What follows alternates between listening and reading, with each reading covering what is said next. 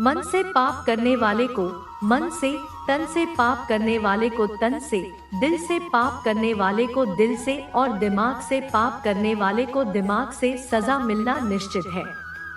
जो मन भगवान में लगा है उसे क्या परवाह की जीवन में क्या मिला और क्या छिन चुका है।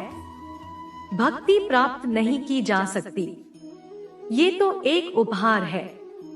प्रार्थना ईश्वर को नहीं बदलती, लेकिन यह उसे बदल देती है। जो प्रार्थना करता है विचलित मन वाले व्यक्ति को मौत उसी तरह से बहा कर ले जाती है, जिस तरह से अचानक आई बाढ़ गांव के सोते हुए लोग बह जाते हैं। देखते समय देखिए, सुनते समय केवल सुनिए, महसूस करते समय महसूस कीजिए और सोचते समय केवल ये सोचिए, यही वास्तविक कर्म है। आपका काम है अपनी पसंद के काम को खोजना, उसे खोजे और फिर उस काम में खुद को पूरी तरह से लगा दे। यही सफलता का मार्ग है। दुनिया में अधिकांश लोग इसलिए असफल हो जाते हैं क्योंकि विपरीत परिस्थितियां आने पर उनका साहस टूट जाता है और वो भयभीत हो जाते हैं। संसार का नियम है, जिस तरह के विचार हम अस्तित्व को संप्रेषित करते हैं उसी तरह की ऊर्जा अस्तित्व द्वारा हम तक पहुंचती है। ध्यान रहे, विचारों का सकारात्मक होना अनिवार्य है, तभी राह सरल और सुगम होती चली जाएगी। कभी किसी और के लिए जीने का प्रयास मत करो, किसी और की दृष्टि में अच्छा बनने की चेष्टा मत करो। हम अकेले आए हैं, अकेले ही जाएंगे। हम जैसा कर्म करेंगे वैसा ही फल पाएंगे। श्री कृष्ण कहते हैं, जो बीत गया उसे भूल जाओ, जो कर रहे हो उस पर विश्वास रखो, जो होगा उसकी चिंता छोड़ दो। बस तुम्हें मात्र अपने कर्म करने हैं, पुरस्कृत करने का कार्य नियति का है। एक बार विस्मिला माँ ने श्री कृष्ण से पूछा, जल से पतला क्या है, भूमि से भारी कौन है और अग्नि से तेज क्या है और कौन है जो काजल से काला है। श्री कृष्ण ने मनमोहिनी मुस्कान के साथ उत्तर दिया, पिता माँ, जल से पतला ज्ञान है, भूमि से भारी पाप है, अग्नि से तेज क्रोध है और काजल से काला कलंक। श्री कृष्ण कहते हैं कि परिस्थितियों से भागो मत, उनके सामने डटकर खड़े रहो, क्योंकि कर्म करना ही मानव जीवन का पहला कर्तव्य है।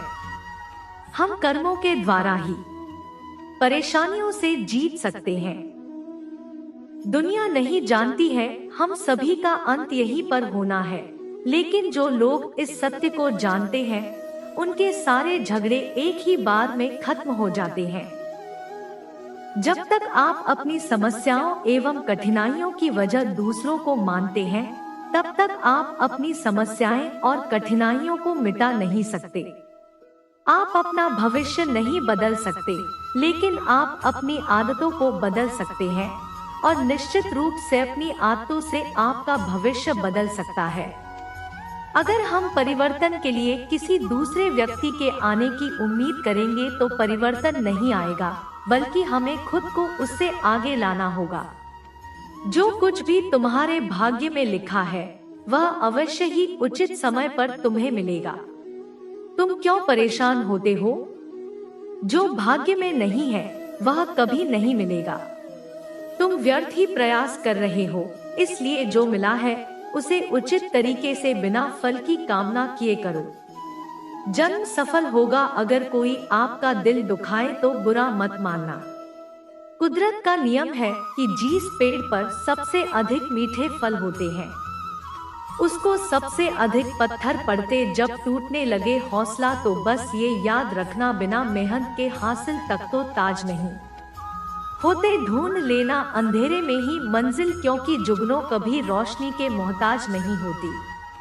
अगर लोग केवल जरूरत पर ही अपनों को याद करते हैं तो बुरा मत मानिए, बल्कि गर्व कीजिए, क्योंकि मोमबत्ती की याद तभी आती है जब अंधेरा होता है।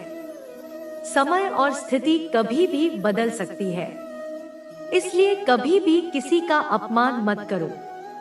माना कि आप शक्तिशाली हैं, पर समय आपसे भी अधिक शक्तिशाली है। कुछ बनना है तो पानी जैसा बनो, जो अपना रास्ता खुद बनाता है जो दूसरों का भी रास्ता रोक लेता है। सभी व्यक्तियों को सजा से डर लगता है। सभी मौत से डरते हैं। बाकी लोगों को भी अपनी जैसा ही समझे। खुद किसी जीव को ना मारे और दूसरों को भी ऐसा करने से मना करे। हम चाहे तो अपने आत्मविश्वास और मेहनत के बल पर अपना भाग्य खुद लिख सकते, और अगर आपको अपना भाग्य लिखना नहीं आता तो परिस्थितियां हमारे भाग्य लिख देती है। हर किसी के अंदर अपनी ताकत और अपनी कमजोरी होती है। मछली जंगल में दौड़ नहीं सकती और शेर पानी का राजा नहीं बन सकता। इसलिए अहमियत सभी को देनी चाहिए। उसने कितने अंधेरे देखे हैं यह कोई नहीं जानता। यदि सपने सच नहीं हो रहे हैं तो रास्ते बदलो सिद्धांत नहीं, क्योंकि पेड़ हमेशा पत्तियां बदलती है, जड़ें नहीं। कोई भी व्यक्ति सिर मुड़ाने से या फिर उसके परिवार से या फिर उसकी जाति में जन्म लेने से संत नहीं बनता। जिस व्यक्ति में सच्चाई और विवेक होता है वही धन्य है, वही संत है। दर्द तो तय है या आपके हाथों में नहीं है। हाँ, दुखी होना या ना होना बाप के हाथ में अवश्य है। स्वास्थ्य सबसे बड़ा उपहार है, संतोष सबसे बड़ी संपत्ति और सबसे अच्छा रिश्ता है। हमारे विचारों का ही परिणाम है। मन ही सब कुछ, जो हम सोचते हैं वो हम बन जाते हैं। अगर आध्यात्मिक मार्ग पर चलने के लिए आपको कोई साथ नहीं मिलता तो अकेले ही चलिए। आप खुद अपने प्यार और स्नेह के उतने ही हकदार है जितना दुनिया में कोई भी अन्य व्यक्ति। सभी बुराइयों से दूर रहने के लिए अच्छाई का विकास कीजिए और अपने मन में अच्छे विचार रखें। एक वफादार, प्रतिष्ठित और धनी व्यक्ति जो भी जगह चुनता है वहां उसका सम्मान किया जाता है। बीता हुआ समय बीत चुका है और भविष्य अभी दूर है। वर्तमान ही वो समय है जिसमें आप जी सकते। मौन रहना बहुत अच्छी बात है, लेकिन ऐसा मौन किस काम का जो आपके अस्तित्व को ही खत्म कर दे। मौन आपकी ताकत भी है और कमजोरी भी। बस आपको ये पता होना चाहिए कि कब आपको मौन रहना है और कब नहीं। जहाँ उम्मीद नहीं होती वहाँ तकलीफ की कोई गुंजाइश भी नहीं होती। हर कोई परेशान है मेरे ज्यादा बोलने से और मैं परेशान हूँ। अपने अंदर की खामोशी से अच्छे कर्म अच्छे ही फल देते हैं। वो जो अपने परिवार से अत्यधिक जुड़ा है उसे भय और चिंता का सामना करना पड़ता है, क्योंकि सभी दुखों की जड़ लगाव है। इसलिए खुश रहने के लिए लगाव छोड़ देना चाहिए। वो जो हमारे चिंतन में रहता है वो गरीब है, भले ही वास्तविकता में बहुत दूर क्यों ना हो, लेकिन जो हमारे हृदय में नहीं वो करीब होते हुए भी बहुत दूर होता है। जिसका ज्ञान बस किताबों तक सीमित है और जिसका धन दूसरों के कब्जे में है, वो जरूरत पर ना अपना ज्ञान प्रयोग कर सकता है ना ही धन। जो लोग परमात्मा तक पहुंचना चाहते हैं उन्हें वाणी, मन, इंद्रियों की पवित्रता और एक दयालु हृदय की आवश्यकता होती है। लोगों को अपने सपने मत बताओ, बस उन्हें पूरा करके दिखाओ, क्योंकि लोग सुनना कम और देखना ज्यादा पसंद करते हैं। विश्वास में वो शक्ति है जिससे उजड़ी हुई दुनिया में प्रकाश लाया जा सकता है। विश्वास पत्थर को भगवान बना सकता है और आप विश्वास पूरी दुनिया को आपके खिलाफ कर सकता है। भक्ति की डोरी दिखती तो नहीं है, पर मजबूत इतनी होती है कि परमात्मा तक को भी बांध सकती है। तुम्हारी सबसे बड़ी दौलत तुम्हारा वक्त है। जिसे भी दे रहे हो बहुत सोच समझ कर देना। दीपक का जीवन इसलिए वंदनीय नहीं है कि वह जलता है, अपितु इसलिए वंदनीय है क्योंकि वह दूसरों के लिए चलता है, दूसरों से नहीं चलता। दृढ़ इच्छा शक्ति वो शास्त्र है जिसके साथ तुम्हारे ज्ञान और क्षमता में आश्चर्यजनक परिवर्तन आता है। अपमान प्रेम की गरिमा को भंग करता है। तुमसे प्रेम करने वाला कभी भी तुम्हारा अपमान नहीं कर सकता। जिनके लिए आप महत्वपूर्ण होंगी उनके पास आपसे जुड़े रहने के लिए कई बहाने होंगे और जिनके लिए आप महत्वपूर्ण नहीं है, वो आपसे दूर जाने की 1000 वजह खोज लेंगे। कोई फायदा नहीं किसी के पीछे जाने का, हंसते हंसते अपना जीवन बिताओ और भूल जाओ उसे जो तुम्हें भूल गया। यदि कोई आपको अच्छा लगता है तो अच्छा वो नहीं, अच्छे आप है, क्योंकि उसमें अच्छा ही देखने वाली नजर आपके पास है।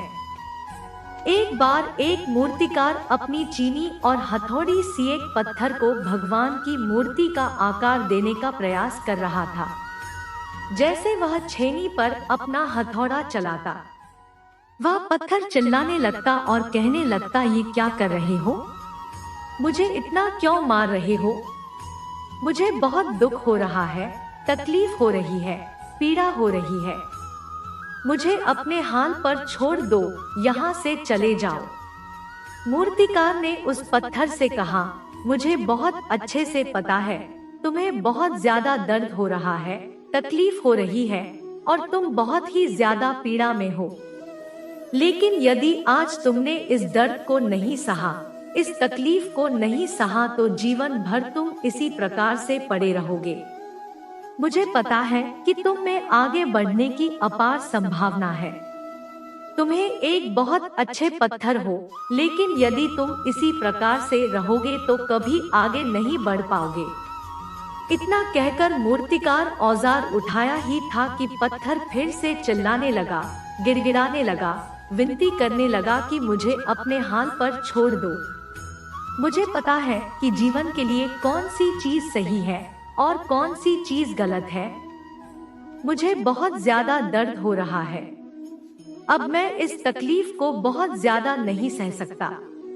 मैं जिस हाल में हूँ, उस हाल में मुझे छोड़कर तुम चले जाओ। उस मूर्तिकार ने फिर से उस पत्थर को समझाने की कोशिश की कि जाद अधीर मत बनो और अपने संयम को बनाए रखो। थोड़ी देर और इस दर्द को सहो। यदि इस दर्द को सही लिया तो मैं भगवान की मूर्ति के रूप में तुम्हारी स्थापना कर पाऊंगा और फिर दूर दूर से लोग तुम्हारी पूजा करने आएंगे और पंडित लोग तुम्हारी सेवा करेंगे। लेकिन पत्थर ने उस मूर्तिकार की एक भी बात नहीं मानी। वह चिल्लाता रहा और अपनी बात पर अड़ा रहा। मूर्तिकार ने उस पत्थर को समझाने की बहुत कोशिश की, लेकिन वो पत्थर नहीं माना। अब मूर्तिकार भी थक चुका था और वह उस पत्थर को छोड़कर आगे बढ़ गया और थोड़ी ही दूर जाकर देखा कि एक और बहुत ही अच्छा पत्थर वहां पड़ा हुआ है। उसने छेनी और हथौड़ी उठाई और उस पत्थर को मूर्ति बनाने के लिए तैयार हो गया। मूर्तिकार ने छेनी और हथौड़ी गवार दूसरे पत्थर पर जारी रखा। दूसरे पत्थर को भी दर्द हुआ, तकलीफ उसी भी हुई, लेकिन उस पत्थर ने बर्दाश्त कर लिया और देखते ही देखते थोड़े समय के बाद उस पत्थर ने भगवान की मूर्ति का रूप धारण कर लिया। थोड़े दिन बाद उस मूर्ति की स्थापना एक मंदिर में हो गई। धीरे धीरे लोग उसकी पूजा पाठ करने लगे। लोगों की मन्नतें वहां से पूरी होने लगी। वह मंदिर बहुत ही ज्यादा प्रसिद्ध हो गया। अब धीरे धीरे करके दूर दूर के गांव से लोग वहां पूजा पाठ करने के लिए आने लगे। फिर एक दिन और उस पत्थर को उसी मंदिर में लाया गया और उसे एक कोने में रख दिया गया। अब लोग आते जाते उस पर नारियल फोड़ते। ये कोई और पत्थर नहीं बल्कि वही पत्थर था जिसने दर्द को नहीं सहा था। अब वो पत्थर मणिमान बहुत ही ज्यादा पछता रहा था, दुखी हो रहा था और अपने आप से कह रहा था, मैंने उस दिन उस दर्द को, उस तकलीफ को सही लिया होता तो आज लोग मेरी पूजा करते। इसलिए आप भी अपने जीवन में हमेशा याद रखेगा, जब भी आप अपने करियर की शुरुआत में किसी काम को कर रहे हो, पढ़ाई कर रहे हो या कोई भी काम कर रहे हो और उसमें आपको दर्द हो रहा है, तकलीफ हो रही है, ज्यादा मेहनत करना पड़ रहा है, तो आप रुकिएगा मत। किसी और रास्ते की शुरुआत मत करिएगा, क्योंकि कोई और रास्ता आपको सफलता नहीं दे सकता। आपको उस दर्द को, उस तकलीफ को सहना ही होगा। उस दर्द को, उस तकलीफ को सहकर आप ज्यादा मजबूत बनेंगे और तभी आप अपने जीवन में आगे बढ़ पाएंगे और जीवन में हमेशा याद रखेगा।